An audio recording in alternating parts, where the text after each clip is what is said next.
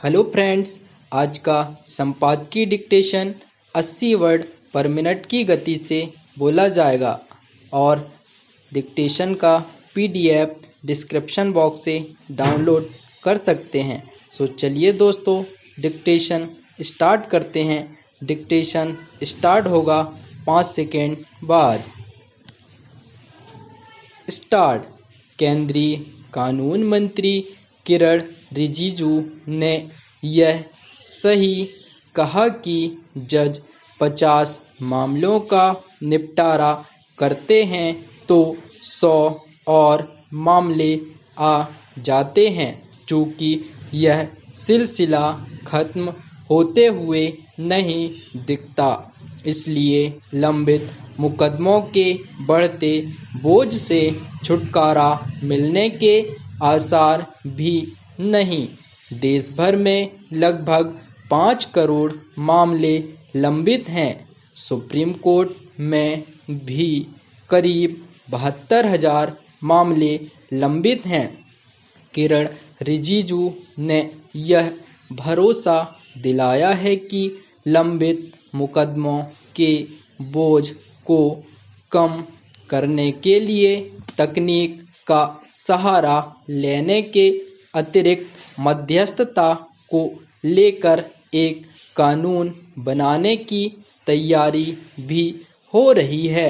हो सकता है कि इससे कुछ राहत मिले, लेकिन यह समझा जाना चाहिए कि जब तक न्यायिक तंत्र में ठोस सुधार करके तारीख पर तारीख के सिलसिले को खत्म नहीं किया जाता, तब तक बात बनने वाली नहीं है।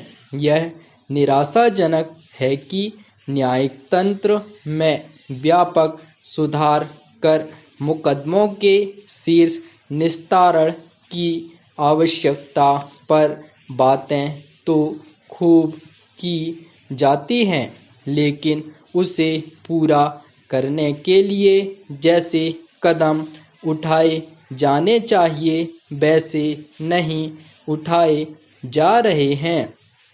इस मामले में कभी न्यायाधीश कार्यपालिका को उसकी जिम्मेदारी की याद दिलाते हैं, तो कभी कार्यपालिका के प्रतिनिधि गेंद न्यायपालिका के पाले में डाल देते हैं।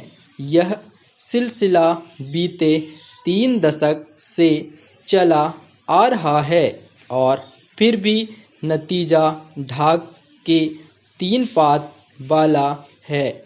ऐसा इसलिए है क्योंकि कार्यपालिका और न्यायपालिका एकमत होकर अपने अपने हिस्से की जिम्मेदारी उठाने को तत्पर नहीं। कई बार यह देखने में आया है कि यदि कभी एक पक्ष ने पहल की तो दूसरे पक्ष ने सकारात्मक रवैये का परिचय नहीं दिया। आखिर ऐसे कैसे काम चलेगा? जनता का भला तभी हो सकता है जब दोनों पक्ष एकजुट होकर आवश्यक हो चुके न्यायिक सुधारों को आगे बढ़ाएं।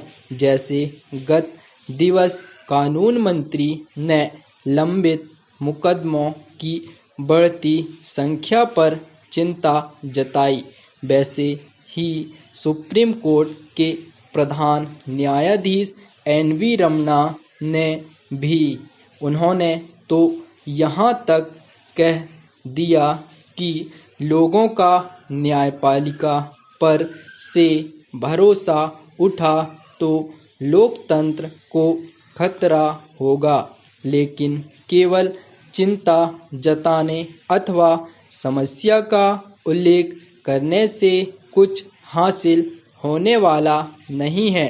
आखिर ऐसे कदम क्यों नहीं उठाए जा सकते जिससे मुकदमों का निस्तारण एक तय समय सीमा में हो सके।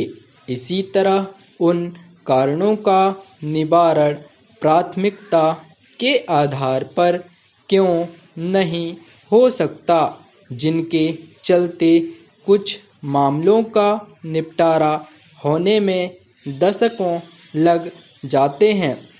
उचित यह होगा कि न्यायपालिका और कार्यपालिका के नीति नियंता यह समझें कि न्याय में देरी अन्याय है और इस देरी के चलते अब जनता का धैर्य जवाब देने लगा है। स्टॉप।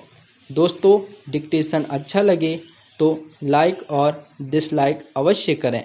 धन्यवाद।